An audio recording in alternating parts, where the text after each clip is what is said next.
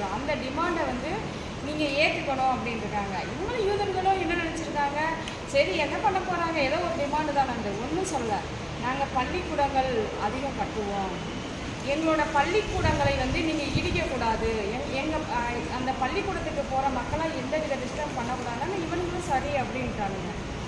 தொடர்ந்து 40 நாள் அவங்களோட மிகப்பெரிய புரட்சி. எப்படி அப்படின்னா, படித்தாங்க, கற்றார்கள், கற்பித்தார்கள். படித்தாங்க, படித்ததை வந்து யாருக்கு, தன்னோட மக்களுக்கு சொல்லி கொடுத்துக்கிட்டே வர்றாங்க. 40 வருஷம் கழிச்சு ஒரு எதிர்த்தாக்கல் அடிச்சுட்டு இருக்காங்க யூதர்களுக்கு. அவங்களால வந்து தாக்கு பிடிக்கவே முடியலை. இல்லை இது எப்படி இது சாத்தியம் அப்படின்னு சொன்னால், ஒவ்வொரு மனுஷனும் கற்றார்கள், கற்றுச்சு. இப்போ நம்ம படிக்கிறோம், படித்த பிறகு சும்மா வீட்டில் இருந்தால் அதுக்கு பேர் படிப்பா? சும்மா டிகிரி வாங்குகிறோம், வாங்கி வச்சா அதுக்கு பேர் கல்வியா? அதோட அவுட்கம் என்ன? அதோட அவுட்கம் என்ன? ஏர்னிங். இப்போ நம்ம என்ன எதுக்காக படிக்கிறோம்? சம்பாதிக்கணுன்றதுக்காக தானே படிக்கிறோம். அந்த ஏர்னிங் அதை பண்ணாங்க, பொருளாதாரத்தில் முன்னேறினாங்க. 40 வருஷம் கழிச்சு இஸ்ரேலுன்ற ஒரு கண்ட்ரிலேருந்து பாலஸ்தீனை தெரியுது. தன் மக்கள் அப்படியே ஆக்கிரை பண்ணி ஒரு நாட்டவே உருவாக்குனாங்க. எதனால்? கல்வின்ற ஒரு விஷயத்தினால. அதனால கல்வி அப்படின்றது ஒரு சாதாரண விஷயம் இல்லை. நம்ம வந்து முன்னாடி நிற்கிறவங்களை எப்படி வேணாலும் எடுத்து அடிக்கலாம். அதான் கற்றவனுக்கு கற்று சோறு தேவையில்லை. அதான் சொல்லுவாங்க, ஆற்றுனா வேண்டுவது இல், ஆற்றுனா வேண்டுவது இல், கற்றவனுக்கு கற்று சோறு தேவையில்லை. எங்கே வேணாலும் போய்க்கலாம், நல்லா படித்தவங்களுக்கு மட்டும்தான். எங்கே வேணாலும் போய்க்கலாம், எப்படி வேணாலும் தன்னை தானே எடுத்து போராடிக்கலாம். அதனால் படிப்பு என்பது வந்து ஒரு சர்டிஃபிகேட் சார்ந்தது அல்ல. நான் படித்த படிப்பை எப்படி அவுட்கமாக வெளியில் கொண்டு வர்றோம் அப்படின்றதான் முக்கியத்துவம் வாய்ந்தது. இன்றைக்கி பார்த்தீங்க அப்படின்னா ஒரு வீட்டுக்கு 2 டிகிரி 3 டிகிரி இருப்பாங்க. என்ன பண்ண, அந்த வீட்டில் வறுமை இருந்துக்கிட்டு தானே இருக்குது. எக்கனாமிக்கெல்லாம் முன்னேறி இருக்குமா? அப்புறம் எதுக்கு அந்த சர்டிஃபிகேட்டு? ஆனால் வாய்ப்புகள் எவ்வளோ இருக்குது தெரியுமா? இன்றைக்கி பார்த்தீங்க அப்படின்னா நம்ம தமிழ்நாட்டு மக்கள், தமிழ்நாடு பப்ளிக் சர்வீஸ் கமிஷன் மட்டும்தான் அந்த குதிரைக்கு வந்து அந்த ஒற்றை இது சொல்லுவாங்க, குதிரைக்கு கடிவாளம் போட்டால் ஒரே ஃபோக்கஸில் போய்கிட்டு இருந்தார். அது மாதிரி எத்தனை பப்ளிக் சர்வீஸ் கமிஷன் இருக்குது தெரியுமா? காம்படிஷன் எக்ஸாம் படிக்கிறீங்கல்ல, எத்தனை பப்ளிக் சர்வீஸ் கமிஷன் இருக்குது தெரியுமா? இதன வரைக்கும் ஏதாவது எழுதிருக்கீங்களா? நீங்கள் மேலே டாப்ல இருந்து வாங்க, யூனியன் பப்ளிக் சர்வீஸ். அதை தாண்டி போனீங்கன்னா எஸ்எஸ்சி சொல்லுவோம், ஸ்டாஃப் செலெக்ஷன் கமிஷன். தமிழில் எக்ஸாம் பணியாளர் தேர்வாளர், ஸ்டாஃப் செலெக்ஷன். ஒரு வருஷத்துக்கு எத்தனை கால்பால் வருது? இன்சூரன்ஸ் எப்போ பார்த்தாலும் சிபிசி. அதுவும் மக்களோட ஃபிக்ஸ்டு என்னென்னா, டாப் போஸ்ட் வந்து உங்களுக்கு கேபிசி குரூப் போடுறேன், அது ரொம்ப கலெக்டர் போஸ்ட் மாதிரி. டாப் போஸ்ட் அதை தாண்டி எடுத்துக்கிட்டா அதெல்லாம் பெரிய. நம்ம வந்து தொடர்ந்து முயற்சி பண்ணுவோம். இன்னொருத்தர் கூப்பிட்டு வந்து படிப்பா வேலை இருக்குது அப்படின்னு சொன்னால் 2 நாள் படிப்போம், அடுத்தது 3ஆவது நாள் என்னென்ன இது இவ்வளோ கஷ்டமாக இருக்குன்னு சொல்லிட்டு அதாவது எப்படி படிக்கணும் அப்படின்னா, கண்டிப்பாக நியூஸ் பேப்பர் படிக்கணும். இன்னைக்கெல்லாம் நிறையா வந்து ஃபாலோ கேட்குறதுங்க, நியூஸ் பேப்பர் படிக்கிறது, சாஸ்திரம் மாதிரி நிறையா வாசிங்க, ரீட் பண்ணுங்க. ரெண்டாவது என்ன அப்படின்னா, ஒரு விஷயம் தெரியல அப்படின்னா நிறைய கல்வியாளர்கள் இருக்காங்க, பக்கத்துலேயே இருக்கிறாங்க, அவங்ககிட்ட கேளுங்க. நீங்கள் வந்து இதெல்லாம் வந்து 2ஆவது ஸ்டெப்பு தான்.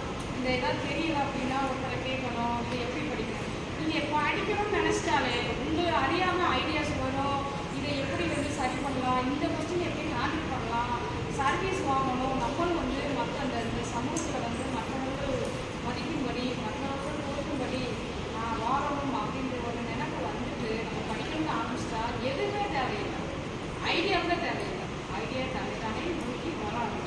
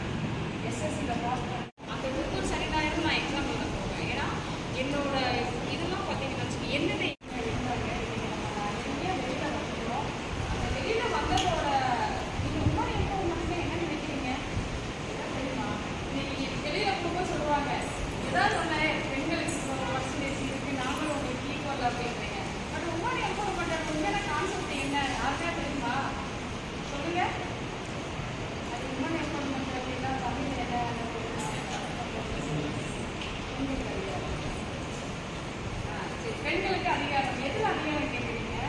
அதை உங்களால் சொல்ல முடியுமா? டிஃபைன் பண்ண முடியுமா? நம்ம என்ன நினச்சிட்டோம்? பெண்களுக்கு அதிகாரம் எதிர்பாரினும் இல்லையே. தமிழில் பிறந்து தமிழால் வளர்ந்து தமிழால் உயர்ந்து தமிழை உயர்த்திய தமிழ் சான்றோர்களை வணங்கி இங்கு வருகை தந்திருக்கும் அனைவருக்கும் வருங்கால மேதைகளே, எதிர்கால தேவிகளே,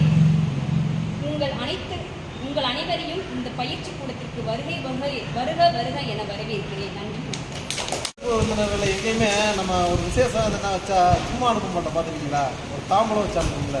அதனால் ஒரு புத்தகத்தை கொடுக்கலாம் அப்படின்னு சொல்லி கொடுத்துருக்கேன். நம்ம அது அலேசன் அவர்கள் விருந்தினர்களுக்கெல்லாம் புத்தகம் கொடுத்து கௌரவிப்பாங்க.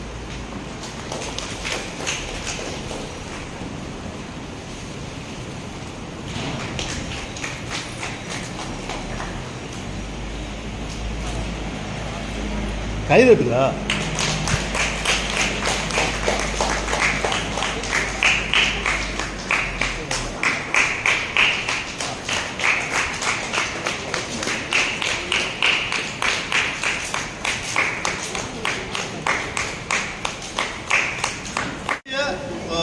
அதாவது கற்கப்படாமல் நம்மளை மருந்தடிக்க செய்கிறதுல வந்து போதை இருக்குது.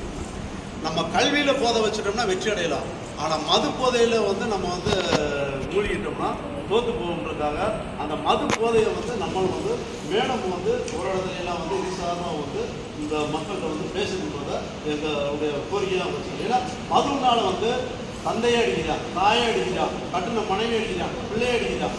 ஒரு இதெல்லாம் வந்து அவனுக்குள்ளே உட்காந்து நம்ம வந்து இது இந்த பொது வேலையை சின்ன பிள்ளை தூக்கிட்டு காலை பிடிச்சி காசு கொடுத்துட்டு அப்படி அடிக்கிறாங்க. அப்போ மது போதது அவனுக்கு வந்து சுயநிலம் இல்லை, காசு கொடுத்தோன்னே போயிடுறான், அம்மாவை வெட்டிதான் இல்லை. அப்போ அதனால் வந்து மதுவில் இருந்து இளைஞர்கள் வந்து மதுக்கு அடிமை ஆகிடக்கூடாது, மதுக்கிட்டே போயிடக்கூடாதுன்றதுல நாங்கள் வந்து சொல்லிக்கிறோம். ரொம்ப பேஷன் பண்ணிக்கிறேன். ரொம்ப சந்தோஷம். ரொம்ப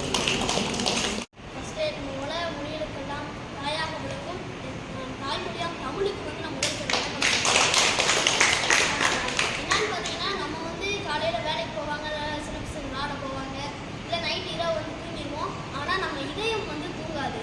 அதே போல் இரவும் பகலும் வந்து நம்ம லட்சுமி மேடம் வந்து இந்த ஊருக்கு எதாவது பண்ணணும்னு உழைச்சி கொண்டே இருக்காங்க. அதே போல் நம்ம பன்னீர் சார் வந்து என்ன சிலம்பம் அப்புறம் ஸ்கூல் போகிறவங்களுக்கு என்ன உதவினாலும் கேட்டு பண்ணுறாரு. இவரை மாதிரி வந்து நான் இன்ன வரைக்கும் போய் கூட பார்த்ததே இல்லை. அவருடைய அன்பான சார் பார்த்தீங்கன்னா ஒரு ஊர் வளர்ச்சி அடைகிறதுக்கு என்னென்ன பண்ணுமோ பண்ண வேண்டிய ஆட்கள் எல்லாருமே இங்கே இருக்காங்க. அதே போல தான் இங்கே உட்காந்துருக்க ஒவ்வொருத்தரும் வந்து இந்த ஊரை முன்னேற்றணும் அப்படின்னு ரொம்ப முயற்சி எடுத்து இன்னைக்கு IAS அகாடமி வந்து ஓப்பன் பண்ணி வந்திருக்காங்க. இதில் வந்து நிறைய பேர் படிச்சிருப்பீங்க. மேடம் சொன்ன மாதிரி ஒவ்வொரு மாதமும் வந்து 8 எக்ஸாம் எழுதுவாங்களாம். அதே மாதிரி நீங்கள் ட்ரை பண்ணிட்டே இருந்தீங்கன்னா உங்களுக்கு கண்டிப்பாக கிடைச்சிடும். விடாமுயற்சி வெற்றி. நன்றி. இன்னொன்று சொல்ல மாதிரி மதுரை சம்பக்குளத்தில் வந்து இதே மாதிரி IAS அகாடமி ஓப்பன் பண்ணி நிறைய அரசு பணியாளர்களை வந்து நம்ம மேடம் வந்து உருவாக்கிட்டு இருக்காங்க. இதே போல் இந்த ஊர்லேயும் வந்து நிறைய கலெக்டர் அரசு அதிகாரிகளை வந்து உருவாக்குன்ற முயற்சியில் இறங்கியிருக்காங்க. அதே மாதிரி நீங்களும் படித்து அரசு அதிகாரிகளை வாழ்த்துக்கள்.